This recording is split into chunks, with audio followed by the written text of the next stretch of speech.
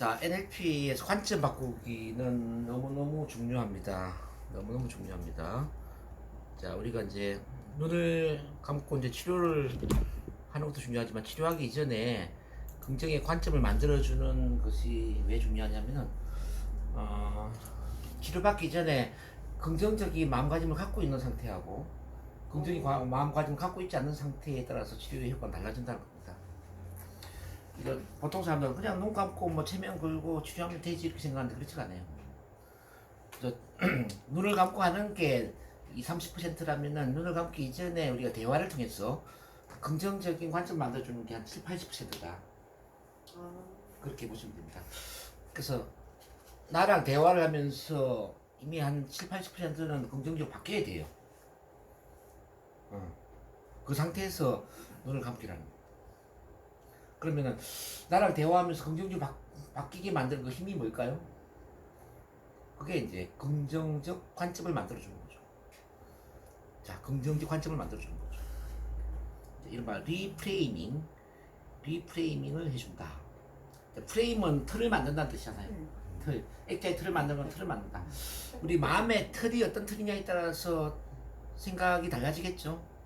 마음의 틀이 부정적일 수도 있고 긍정적일 수도 있지 않습니까? 부정적인 틀을 긍정적인 틀을 바꿔버리면은 생각이 달라지죠. 근데 이제 우리가 이 관점의 틀 프레임을 얘기해 보면요, 어떤 환경을 이제 자극을 본다면, 자, 그 반응을 하기 이전에 반응을 결정하는 힘은 바로 해석의 힘이더라는 거죠.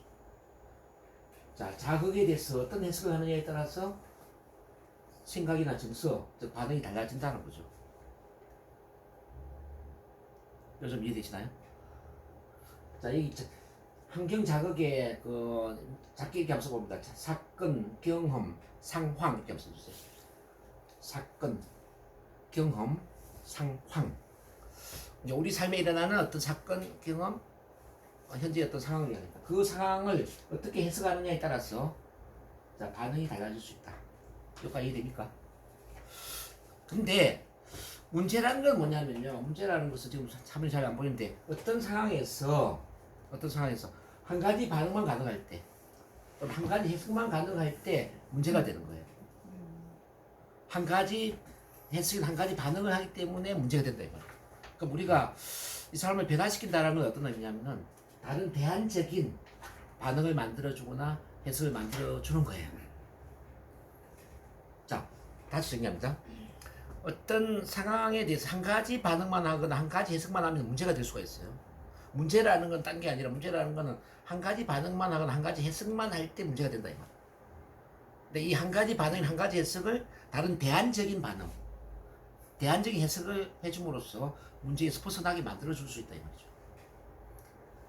자, 예를 한번 들어볼게요. 비가 내릴 때 A라는 사람이 비가 많이 내리니까 출근길이 막혀서 오늘은 힘들겠어요.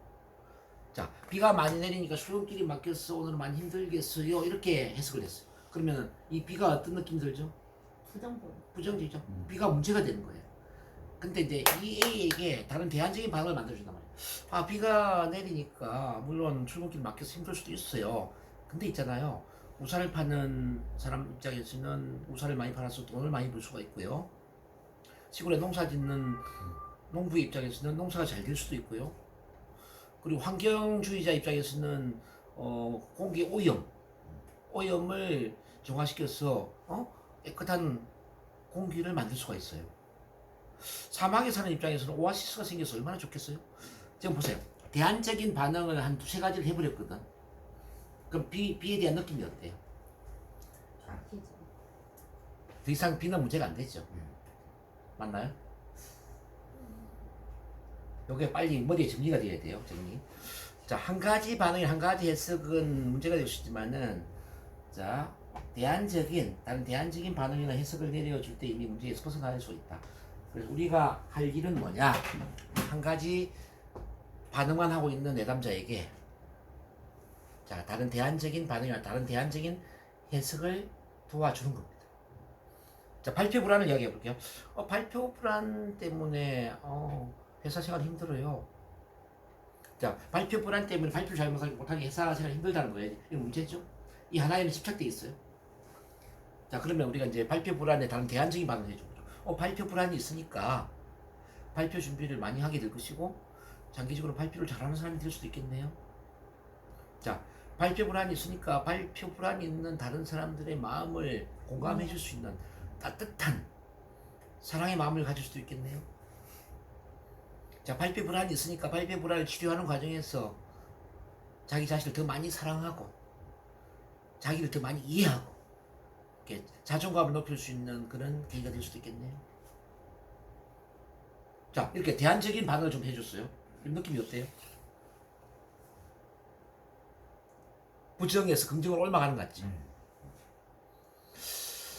그래서 다시 정리한다면은, 자, 문제라는 것은 한 가지 반응만, 한 가지 해석만 하고 있을 때 문제가 될 수 있지만, 우리가 다른 대안적인 반응이나 다른 대안적인 해석을 내려줌으로써 그 문제에서 벗어날 수 있도록 도와줄 수 있다는 겁니다.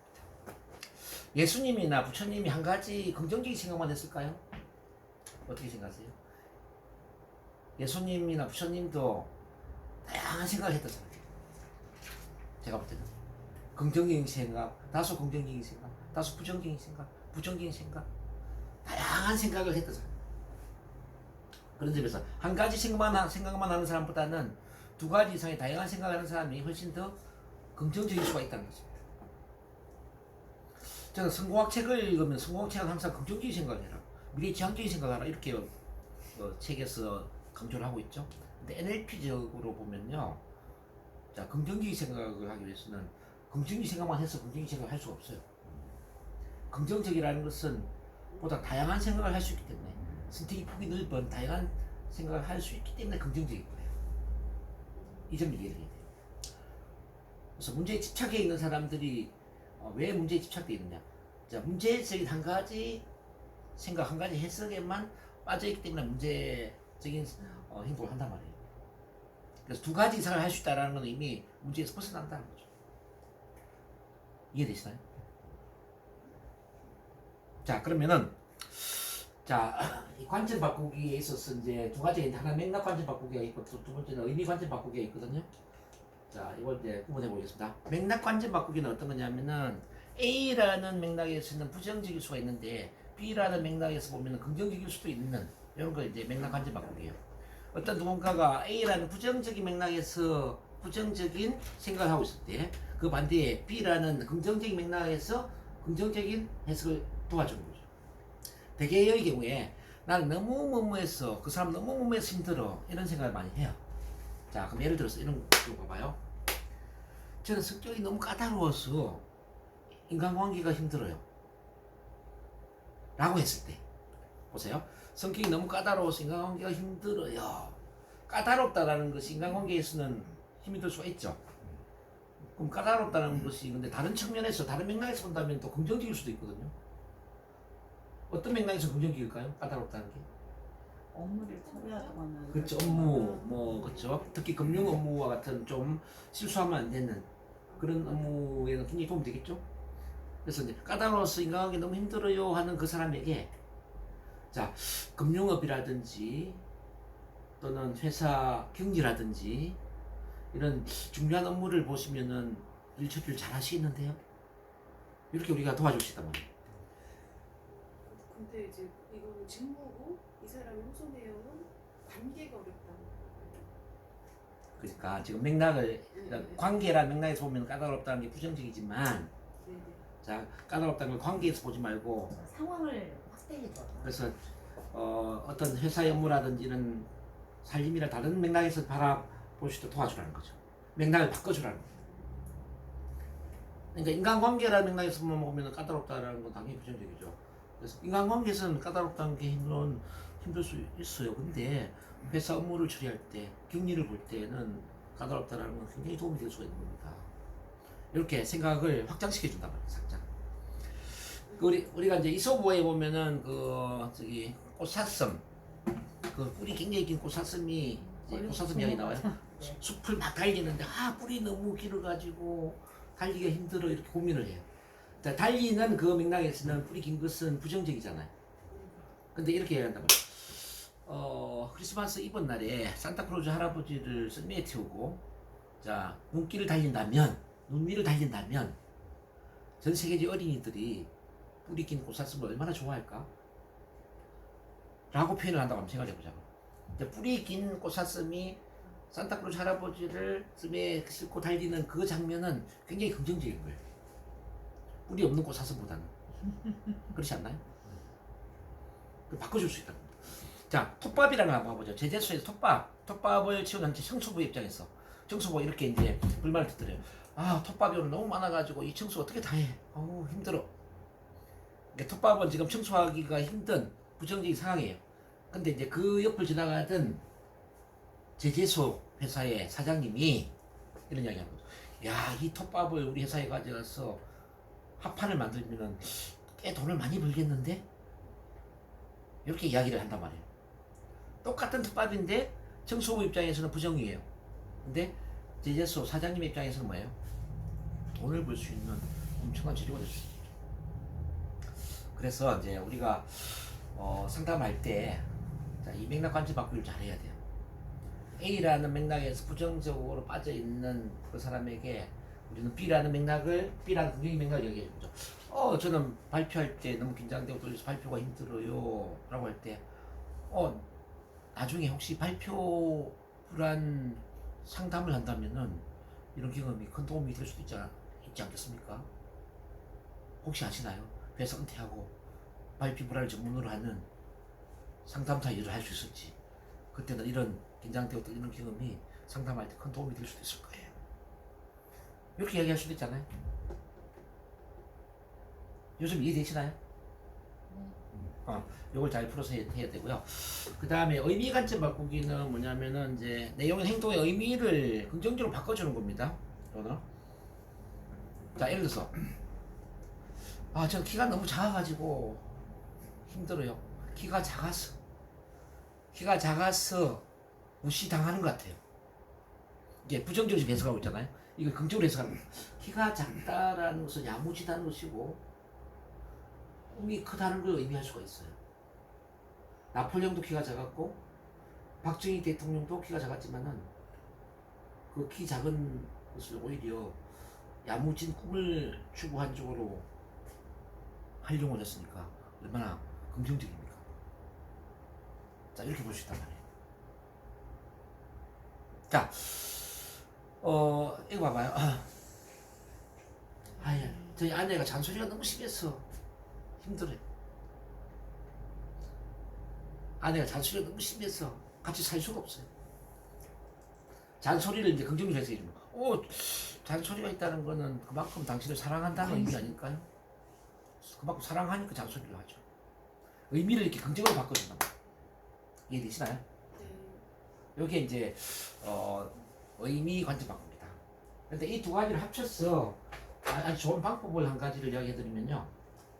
어떤 문제를 이야기할 때 이 문제를 그것도 좋은 일일 수가 있습니다. 그것도 좋은 일일 수가 있습니다. 왜냐하면 자, 이런 구조로 풀어주는 거예요. 그러면 아주 쉬울 수가 있어요. 자, 전 키가 너무 작아서 고민이에요 할 때, 키가 작다는 것도 좋은 일일 수가 있어요. 왜냐하면 키가 작다는 건 야무지다는 것이고 꿈이 크다는 걸 의미할 수 있으니까요. 이렇게 바꿔줄 수 있다는 거지. 아내의 잔소리가 너무 심해서 힘들어요 할 때, 잔소리가 많다는 것은 좋은 일일 수가 있어요. 왜냐하면 잔소리가 있다는 것은 그만큼 사랑한다는 의미일 수가 있으니까요. 자, 어제 병원에서 사랑하는 아내를 저 세상으로 떠나보낸 남편의 입장에서는 아내의 잔소리가 얼마나 그리울까요? 얼마나 그리울까요? 어때, 느낌이? 자, 그래서 그것도 좋은 일일 수가 있습니다. 왜냐하면 이런 구조로 이제 풀어나가면은 관점 바꾸기는 아주 쉬워질 수 있다. 몇 가지 이해되셨나요? 네. 자, 지금 정리를 한번 해보죠.